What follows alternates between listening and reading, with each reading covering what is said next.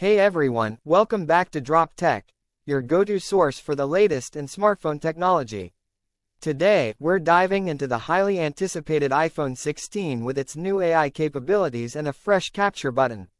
Is it worth the expected price tag of $800 to $900? Let's break it down and see if the iPhone 16 is a true upgrade or just another minor refresh. Apple has stuck to a familiar design for the past few years, but the iPhone 16 brings some subtle yet important tweaks. The most notable change is in the camera module. Apple is moving toward spatial video, which requires vertically aligned cameras, meaning the large square camera bump is now a sleeker module.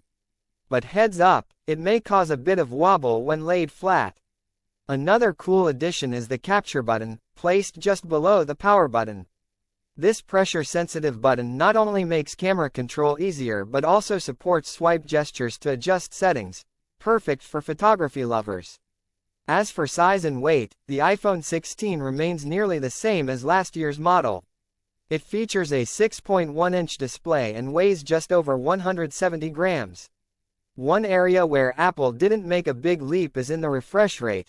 It's still stuck at 60 Hz, which feels slow compared to other flagship phones.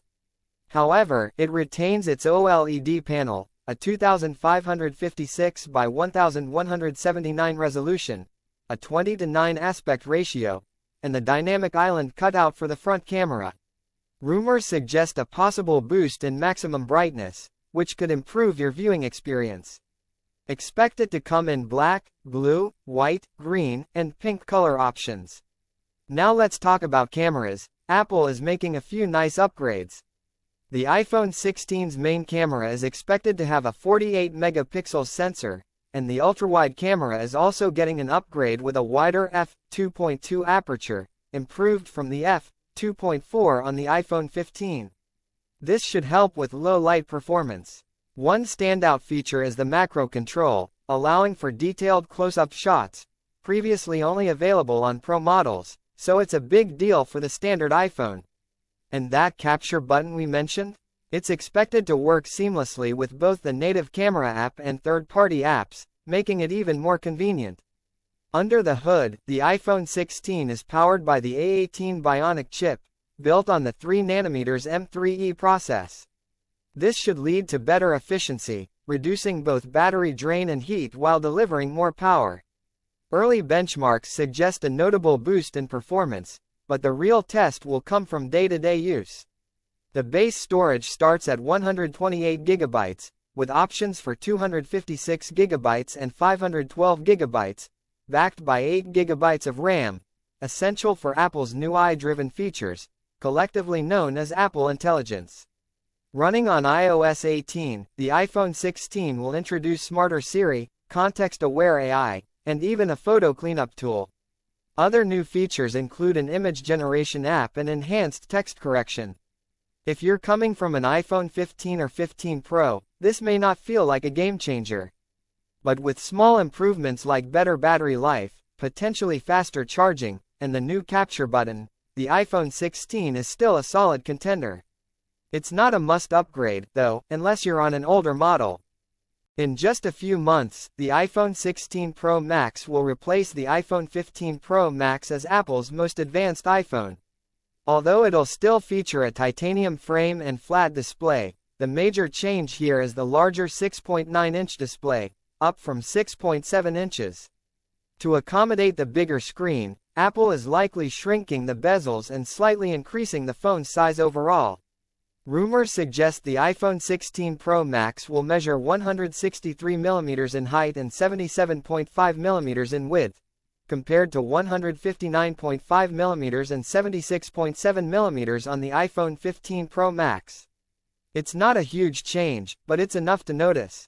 You'll also see the return of the action button, which replaced the mute switch on the 15 Pro Max, and the USB-C port, along with a new capture button to boost the phone's functionality. As mentioned earlier, the iPhone 16 Pro Max will have a larger display. Other than the increased size, don't expect many major changes. You'll still get a liquid Retina XDR display with an OLED panel that delivers vibrant colors and excellent contrast. Of course, it'll support 120Hz ProMotion, making everything feel smoother. Under the hood, we're expecting the A18 Pro chip, built on the same second-generation 3nm process. This should offer better performance than the A17 Pro, especially with the focus on AI and machine learning. The neural engine is expected to be significantly improved, handling all the AI features built into iOS 18 and the iPhone 16 lineup. Speaking of AI, the iPhone 16 Pro Max will debut with iOS 18, loaded with more AI-driven features, along with faster Wi-Fi 7 and a more efficient 5G modem. The camera on the iPhone 16 Pro Max is expected to address a weak spot, the ultra-wide sensor. According to analysts like Ming-Chi Kuo, Apple might introduce a 48-megapixels ultra-wide sensor. Combine that with the impressive 120mm telephoto lens from the iPhone 15 Pro Max, and you've got a powerful camera system. The iPhone 16 Pro Max is also rumored to have a larger 4,676 mAh battery, compared to the 4,422 mAh in the 15 Pro Max. No official word yet on faster charging, but we're hoping to see some improvements in this area. So, is the iPhone 16 Pro Max a significant upgrade? With key improvements like a bigger display, better performance, more AI features, and improved battery life, it's shaping up to be a solid upgrade. There's no word on a price increase, so it's likely to start at $1,199 for the 256GB model. If you already have an iPhone 15 Pro Max, though, you might not feel the need to upgrade just yet. Stay tuned for more updates as we get closer to the release. Don't forget to like, share, and subscribe to Drop Tech for the latest tech news and reviews. Thanks for watching, and see you in the next one.